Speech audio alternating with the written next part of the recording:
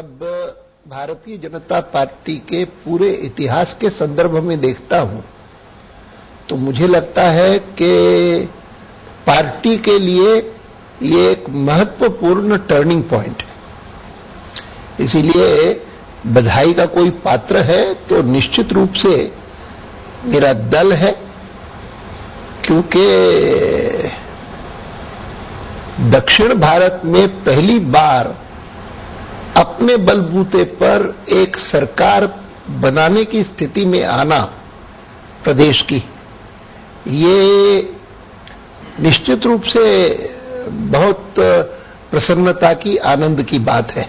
आपने तो जब भी कभी किसी चुनाव के बाद किसी को इंटरव्यू किया होगा, निश्चित रूप से बधाई दी होगी, लेकिन आज मेरे लिए तो यह प्रसंग विशेष उल्लास का प्रसंग है। ये एक विशेष अनुभूति दे रहा है आपको। निश्चित रूप से ये जो पूरा इलेक्शन था, इसमें क्या जो आपकी विक्टिम इमेज गई है, इसकी वजह से तो नहीं कर्नाटक की जनता ने आपको एक वोट दिया है ताकि एक बार आप पावर में इंडिपेंडेंटली आएं और कुछ करके दिखाएं? हाँ, भारतीय जनता पार्टी को अवसर मिलना चाहिए अपने बलबूते पर सरकार चला करके, जिसको वो कहते हैं कि एक अच्छा शासन, प्रभावी शासन, विकासोन्मुख शासन देने का इनको अवसर मिले, ये जरूर चाहती है जनता, और इसीलिए उन्होंने दिया है। यद्यपि जब सुबह सुबह टेलीविजन पर देखना आरंभ किया था तो मन में थोड़ी आशंका होने लगी कि हमने जो चुनाव अभियान पूरा करने के बाद कई लोगों को कहा था कि मुझे विश्वास है कि इस बार हमको बहुमत मिलेगा, वह अंदाजा क्या गलत साबित हो रहा है। क्योंकि शुरू में तो जो लोग बैठे थे और उनमें से एक ऐसे पोलस्टर थे कि जिनकी भविष्यवाणी पर मैं विश्वास करता रहा हूं और जिन्होंने स्वयं ने इस बात से मुझसे एग्री किया था कि आपको स्पष्ट बहुमत मिलेगा, उन्होंने शुरू में ही कहा, शुरू के 5-10 मिनट में ही, कि लगता है कि यह त्रिशंकु विधानसभा बनेगी। हालांकि आपको विश्वास था शुरू से कि हम निकाल ले जाएंगे? मुझे विश्वास था, और खास करके जब मैंने थर्ड राउंड में देखा कि 45-46 डिग्री के टेम्परेचर में भी और बिना किसी पेंडोल के, बिना किसी शामियाने के इतनी बड़ी संख्या में गांव के लोग आते थे सुनने के लिए, तो मुझे लगता था कि वेव अगर किसी को कहा जाता है तो इसी को कहा जाता है। It was quite discernible. It was obvious.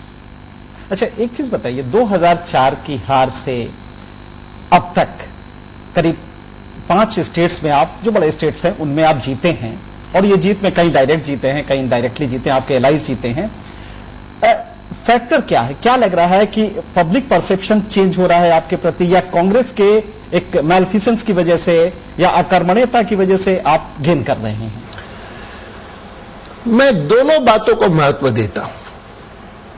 ये भारतीय जनता पार्टी के लिए पॉजिटिव वोट भी है, कहीं कहीं पर एनडीए के लिए वो वोट है, लेकिन इसमें कोई संदेह नहीं है कि कांग्रेस पार्टी के प्रति यह एक नेगेटिव अभिव्यक्ति बहुत जबरदस्त है। और इसीलिए अगर केंद्र में बैठे हुए यूपीए के नेता ये मान करके चलेंगे कि कर्नाटक का परिणाम एक आइसोलेटेड फिनोमेनन है, लोकल कारणों से है, स्थानीय कारणों से है, तो वे आत्म प्रवंचना करेंगे, अपने को धोखा देंगे। क्योंकि मैं मानता हूं कि महंगाई को रोकने में इस यूपीए सरकार की विफलता, आतंकवाद का सामना करने में इनकी अति दब्बू और कमजोर नीति, these are two new phenomena. I mean, both are new phenomena. And in Punjab, it was non-existent. During Punjab election, it was non-existent. महंगाई उस समय नहीं थी। मैं मानता हूं कि महंगाई थी, उस समय भी थी, और उत्तराखंड में बहुत थी, बहुत परेशान थे लोग।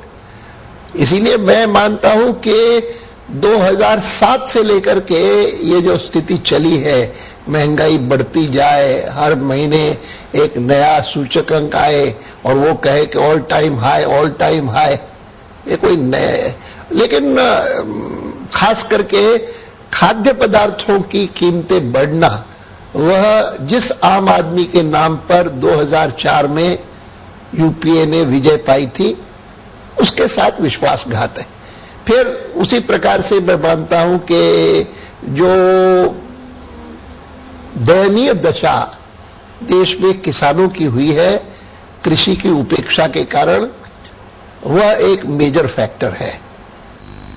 और इन सब को मिलाकर के ये परिणाम आए हैं।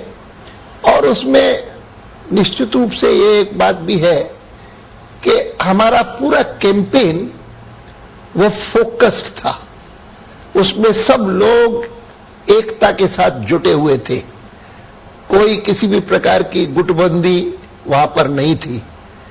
और केंद्र से भी जितना कुछ किया जा सकता था वो सब ने किया, पूरी ताकत के साथ किया।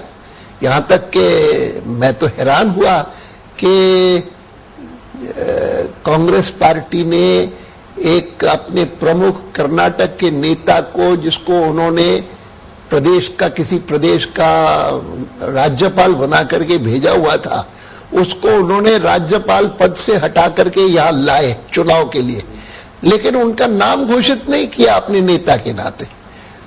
मेरे ख्याल से आपका इशारा एस एम कृष्णा की तरफ है। जी, क्योंकि हमारे यहां कोई इस बात के बारे में सबको जानकारी थी कि हमारे इस अभियान का नेता कौन है। लेकिन और पॉलिटिकल प्रोसेस जो है जिसमें नेता का नाम अब इसलिए पहले नहीं लेते हैं क्योंकि वो किसी पर्टिकुलर कास्ट का होगा और उस कास्ट के लोग तो वोट देंगे, लेकिन बाकी जो लोग उसको वोट नहीं देंगे। तो क्या ये डर आपको नहीं था? मैं ये मानता हूं कि ये जो बात आपने अभी कही वह इस बात का परिचायक है कि राजनीतिक दल और राजनीतिक नेता वह जातिवाद के चंगुल में ऐसे फंस गए हैं कि उनको यह बात भी ध्यान में नहीं आती कि अगर आप टीम का कैप्टन घोषित नहीं करते तो उसके कारण टीम में कितनी बड़ी कमजोरी स्वतः आ जाती है। कोहेजन नहीं रहेगा, कोहेजन नहीं रहता। आम जनता को लगता है कि ये क्या करना चाहते हैं, और उसका प्रमुख कारण यह है कि इनको लगता था कि अगर हम पोस्टर में 5 अपने नेताओं के चित्र लगाते हैं, एक उनमें से लिंगायत है, एक मुसलमान है, एक ईसाई है, एक दलित है, एक वोकलिगा है, तो उन सब जातियों के हमको वोट मिलेंगे।